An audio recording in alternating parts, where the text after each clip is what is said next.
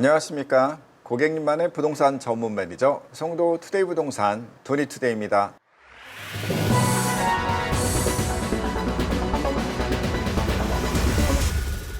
한 주일 동안 평안하셨습니까? 지난 한 주간 동안에는 부동산 시장에 조금 이슈는 있었죠. 부동산 공급 대책이 발표가 됐습니다. 그 내용을 함께 보시면서 거기에 대한 시장 반응, 어떤 분석 같이 나눠보는 시간 가져보겠습니다. 처음부터 끝까지 지켜봐 주시고요. 구독, 좋아요, 알림 설정까지 부탁드리겠습니다. 그러면 시작하겠습니다.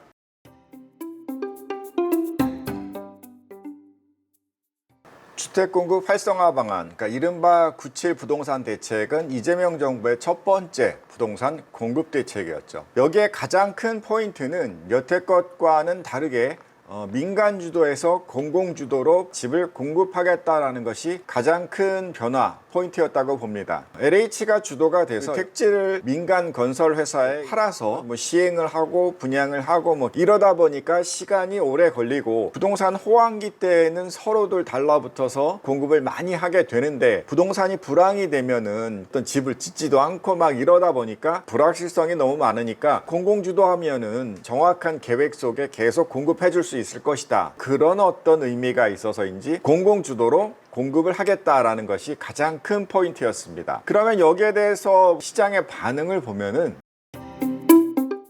조금은 달랐습니다. 시장 반응은 글쎄 LH가 문제가 많지 않나? 그리고 그것을 주도하려면 아무래도 사람들이 더 많이 필요하고 그 인력이 필요하잖아요. 또 이제 인건비나 기타 비용 또 추가로 발생을 하겠죠. 거기에다가 지금 우리나라에 있는 공기업들 중에서 이 LH공사의 부채가 가장 높습니다. 200%가 넘는 이런 부채 비율, 이 사업을 주도적으로 하기 위해서는 추가로 자금이 많이 먼저 들어가야 되잖아요. 과연 LH가 이것을 해낼 수 있겠느냐라는 의구심이 굉장히 많이 든다라는 거죠. 민간 주도보다 분명히 속도도 빠를 수 있고 체계적으로 공급은 할 수 있겠지만 LH가 할 수 있겠느냐가 고민인 것 같습니다.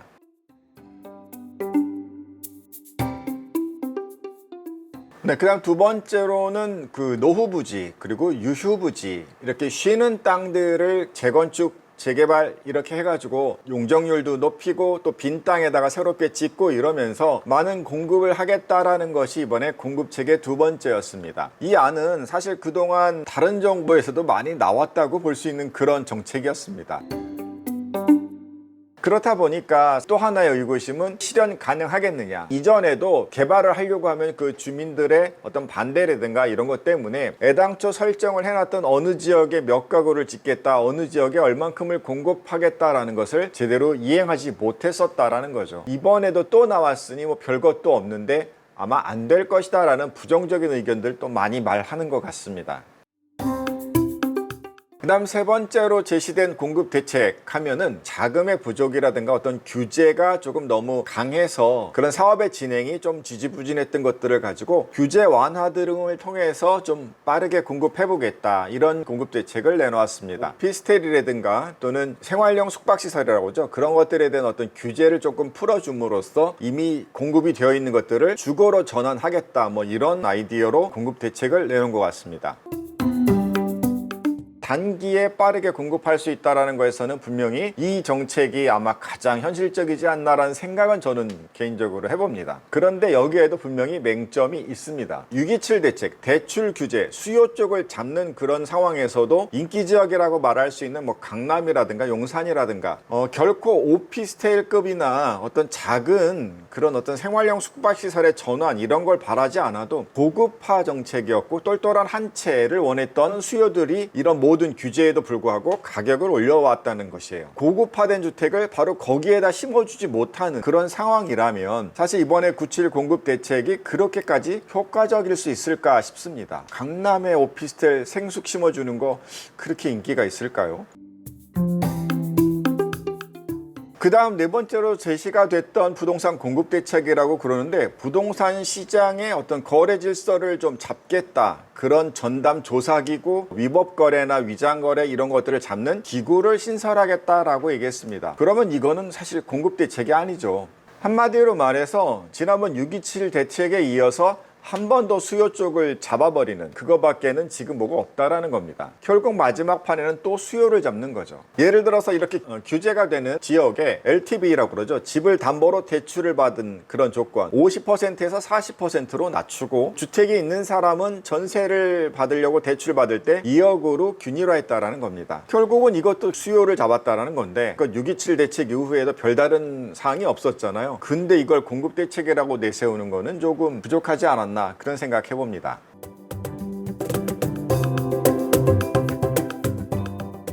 이재명 정부의 생각은 부동산 시장은 자금이 아주 생산적으로 사용되는 그런 시장이 아니다라고 보고 있습니다. 그러니까 어떻게 무슨 변변한 부동산 공급 대책 제시하지도 않은 거죠. 지금도 아마 이 자금이 부동산 시장 말고 증권 시장, 주식 시장으로 가길 더 바랄지도 모릅니다. 자본 시장 우선주의, 그렇게 되다 보니까 지금 이 부동산 시장은 계속 이대로 갈 수밖에 없지 않나. 대단한 공급이 나오지 않고서는 이 부동산 시장의 양극화, 그러니까 인기 있는 그 지역만 갈 것이고 계속 이대로 갈 수밖에 없지 않을까, 그런 생각 해봅니다. 레고 블록 찍어내듯이 그렇게 폭 찍어낸 그런 집들을 과연 선호할까요? 그런 대책이 공급 정책으로 유효하다고 볼 수가 있을까 모르겠네요.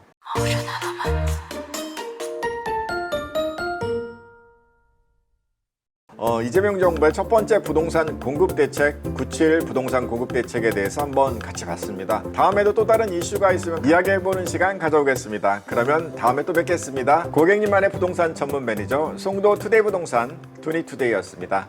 감사합니다.